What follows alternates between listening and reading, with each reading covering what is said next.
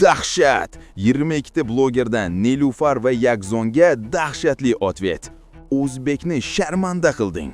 Bugungi dasturimizda o'zbek shou biznesi va internet olamini larzaga solayotgan eng yirik mojarolardan birini tahlil qilamiz.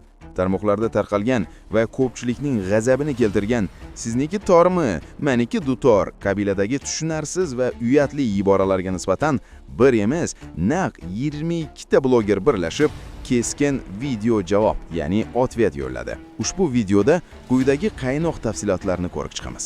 Blogerlarning zarbasi 22 ta taniqli bloger Nilufar Hamidova va Yakzonga qarata qanday og'ir gaplarni aytdi? O'zbeklarni sharmanda qilyapsiz degan ayblov qanchalik o'rinli? Sharmandali so'zlar o'yini, bu uyatli iboralar qayerdan chiqdi va ular orqali yoshlarga qanday tarbiya berilmoqda? Kechirim so'raldimi? Xalqning va blogerlarning qattiq bosimidan so'ng Yakzon haqiqatdan ham uzr so'rab chiqdimi yoki mojaro hali davom etadimi? Voydod TV kanaliga obuna bo'lishni unutmang. Bu bola Islombek bloger. Agar gaplarni tushunmayotgan bo'lsangiz, o'zim tushuntirib beraman. Bu bolani rappordan o'yida ta'limlik qilgan bo'lsa shu bolaga to'plandim. Ramazon oyida sizlar bergan ehsonlarni to'plab olib keldi. Jami 300 ming rubl yig'ildi. Ushbu mablag' bolaning jarrohlik amaliyoti, operatsiyasi uchun sarflanadi. Bu bolani apsatga to'plagan edi. Barcha puchalardan Alloh rozi bo'lsin. Opa, shu bolaga va puchalarga bir duo qilsang, bismillah. Assalomu alaykum akalarim, opalarim. Bugungi hayit bayramingizlar bilan. Amin. Allohim yuzingizni nurli, so'zingizni huzurli, rizqingizni keng va kuningizni barakotli qilsin. Topganingiz halol, sarflaganingiz savobli, farzandingiz iymonli bo'lsin. Tanu joningiz sihat, salomat, hamisha Allohning zikrida bo'lish nasib etsin. Amin. Shu meni bolamga sababchi bo'lib ehson qilganlarning hammasiga Alloh rozi bo'lsin. Topganingizga baraka bersin. Amin. Alloh akbar. Ekran qiyanadan, akalarimdan, opalarimdan. Mana dutor o'rtoqlar qo'limdagi musiqiy cholg'u asbobi. Lekin ertalab tursam, chota O'zbekistonda hamma dutorchi qiz bo'lib ketibdi. Bitta ko'ringlar. Maniki dutor, maniki dudor. Men o'zi dutorchi qisman. Böyle ko'rib ham o'tirmaylar o'rtoqlar, azmaydi, o'sha hamma bildi. Opa qo'rqqandan videoni ham o'chirib tashlagan menimcha. Nima deyman? Opaga omadini bersin, iymonini mustahkam qilsin Alloh. Nima deydi? Chiroyli joylarda, manzarali joylarda ilhom bersin Alloh. Opani ilhom bilmayman qaysi vaqtda kelgan. Misol uchun meni quyosh chiqqanda, yomg'ir yoqqanda, bir kayfiyatim yaxshi bo'lganda ilhom keladi, ijod qilaman deb. Men nomim dutorchi qiz. Bu opa qo'shig'iga men dutorchi qizman deb o'rganlar. Endi dutorchi qizlarning nomidan chiqmasam bo'lmaydi-da, iloji yo'q, opa. Unaqa emas. Dutorimiz bizani san'atimizni, milliyligimizni, qadriyatlarimizni eng ulug'vor bitta predmeti o'rtoqlar. Bu cholg'u asbobi avvaldan bo'lgan. Hozir opa buni bilmayman qanaqa asbobiga tenglashtirib yuboryaptilar. Yaxshi emas, men unaqa deb o'ylamayman-da. O'zlari o'chirib tashlagan bo'lsa ham xalq targ'ib qilyapti mana shu qo'shiqda. Agar videoda 360 mingta samolyotcha turgan bo'lsa, o'sha hammasi menga kelib tushganda, ota-onamga tashlashgan, menga tashlashgan. Endi men dutorchi qizligim emas-ku, aybim o'rtoqlar, tashlamanglar menga bunaqa videoni, targ'ib qilmanglar, tarqatmanglar. O'zimiz xalq, o'zimiz srazu chorniy qilishdi. O'rniga tarqatib, voy ko'r, ustidan ko'l degan ma'noda. Voy nima kerak? Tarqatmanglar, tashlamanglar menga. Men nerv chiqmayman, men ota-onamga tashlayapsizlar, ular asab bo'lganiga qarab men nerv bo'layapman-da. Xalqqa professional narsa, ma'naviy ozuqa beringlar, bunaqa gapirishga ham til ojiz deb. Opani omadini bersin, duo qilib qo'yinglar, opaga insof, iymon, havasdan to'la to'kis bersin, barakasini ham bersin, faqat boshqa yo'ldan bersin, boshqa taraflama bersin. Opa hamma teshikka o'zini o'qqa-cho'qqa urib shu nima qilsam shu ko'tariladi deb harakat qilmasin, ilohim. To'g'ri yo'lga boshlab qo'ysin. Men opaga boshqa gapim yo'q, hisoblaylar. Simi qochgan dutorni sekin olib borib muzeyga ilib qo'yish vaqti kelmadimikin o'rtoqlar? Juda ham ko'pchilik menga ushbu holat aks etgan videoni tashlashdi. Sizning fikringiz qanday deb, ya'ni o'zi men shou biznes haqida uncha-muncha gapirmayman, deyarli gapirmayman desam ham bo'ladi. Lekin agar ular aks ettirayotgan holat, ular sodir etayotgan bir qo'shtirnoq ichidagi sho'xliklar xalqning ma'naviyati bilan o'ynashar ekan, men jim tura olmayman do'stlar. Demak, xo'sh, meni fikrimga keladigan bo'lsa, gapni uzoq qilmayman. So'nggi paytlarda san'atkorlarni soliqqa tortish borasidagi gap so'zlar urchidi, bolaladi, kimdir u dedi, kimdir bu dedi, kimdir haq dedi, kimdir nohaq dedi. Ana o'sha joyga kichik bir yana bir qo'shib ketilishi mumkin bo'lgan qonun qoida haqida bir taklifim bor meni. Mana shunday ma'nan axloqan buzuq materiallar tayyorlab, kontent qilib, uni ijtimoiy tarmoqda keng muhokamalarga sabab bo'lishini bilgani holda tarqatadiganlarga jiddiy jazo choralarini qo'llash vaqti keldi. Nimaga? Hamma sohada bor, kimdir o'z sohasida kamchilikka yo'l qo'ydi, poraxo'r ushlandi, u ushlandi, bu ushlandi va hukm yakunida unga nisbatan o'sha sohada, aynan u xizmat qilgan sohada ishlash huquqidan 1 yildan 3 yilgacha mahrum etilar ekan. Nega buni blogerlarga yoki qo'shtirnoq ichidagi ijodkorlarga qo'llay olmasligimiz kerak yoki yangi bir jazo choralarini o'ylab topa olmasligimiz kerak? Qachongacha bular xalqning ma'naviyati bilan, axloqi bilan yoki ularga yoqmayotgan ishini bemalol sodir qilib, bular baribir namaydi, oxirigacha muhokama qiladi, baribir hech qanday maqsadga erisha olmaydi deb o'ylashlari va o'zlari bilganlarini qilishi mumkin deb o'ylaysiz. Xo'sh, o'rtoqlar, siz qanday fikrdasiz? Mana shu turdagi insonlarga qanaqa jazo chorasini qo'llash mumkin? Izohlarda albatta o'z fikr mulohazalaringizni yozib qoldirishni unutmang. Tor-dutor deb o'lgan bozorini tiriltirmoqchi bo'layotgan ana shunday shum kampirlar va uni yonidagi hezm bashara hezalaklarga chora ko'rish kerak albatta. Bularni men terroristlardan kam deb bilmayman, chunki terroristlar turli oqimdagi badbaxt kimsalar insoniyatni, odamzodni ongini buzmoqchi bo'ladilar. Mana bunday shum kampir, bozori o'lgan, mana bunday hezm basharalar esa millatni, ayniqsa yoshlarimizni, kelajagimizni, qalbini, ongini buzmoqchi bo'ladilar va buni qaysidir ko'rinishda uddalayaptilar ham. Bularga jim qarab turishning o'zi jinoyatdir. Tor, dutor, meniki tor deyotganlarga bitta gapim borki, qabr ham juda ham tor. Sen o'ylagandan juda ham tor. Sizniki tormi, sizniki g'ormi degan qo'shiqni ko'pchilik hamma pastda eshitgan bo'lsa kerak. Nilufar Hamidova bilan Yakzon degan brat gapirib qo'shiq aytib chiqibdi ekan. Bu yo'nalish chorni PR deyiladi, chorni PR. Bu yo'nalishda ko'pchilik video qilib chiqyapti.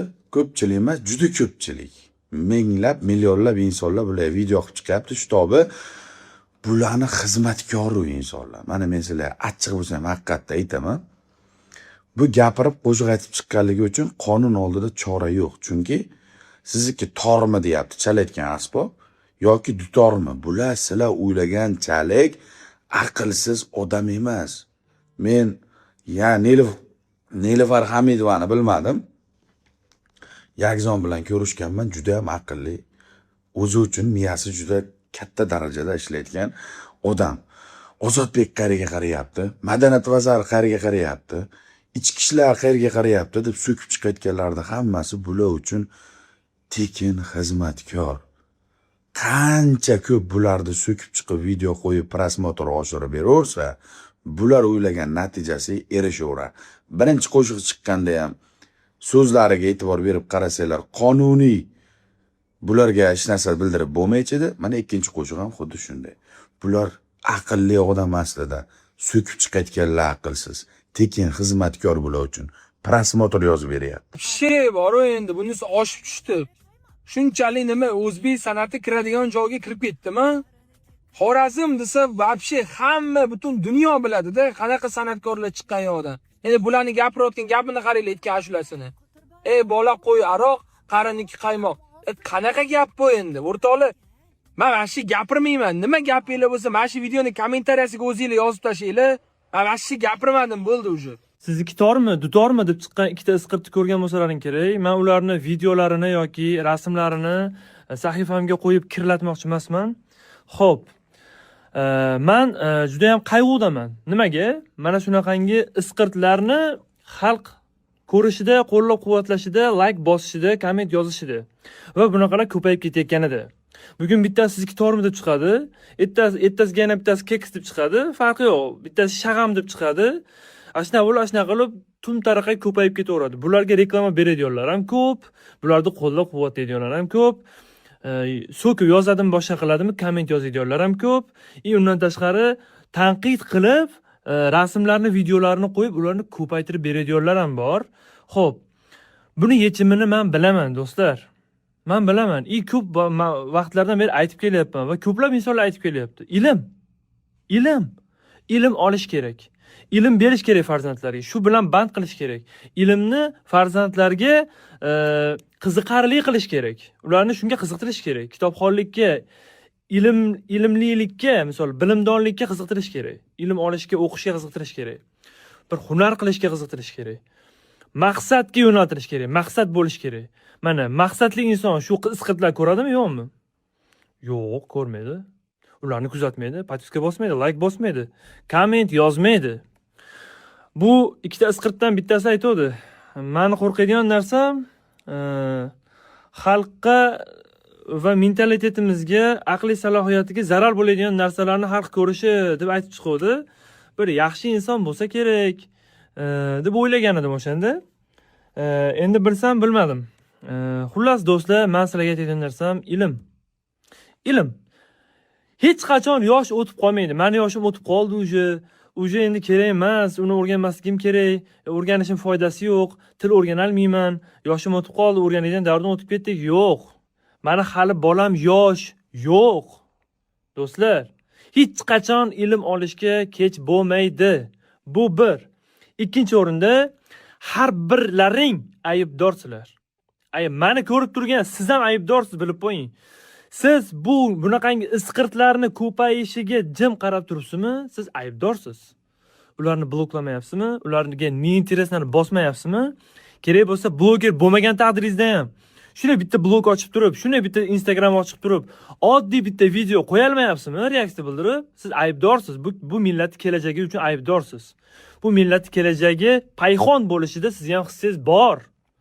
Mana shunaqa jim qarab o'tirgan inson bo'lsangiz, hissangiz bor sizga ham. Ko'p narsalar, ana qaranglar. Yomonlik qilayotgan inson nimadir qilyapti. Yaxshilik qilayotgan inson ham nimadir qilyapti. Lekin tomosha qilib turgan inson u eng ojiz, eng pastkash inson deb bilaman. Tomosha qilmaslik kerak.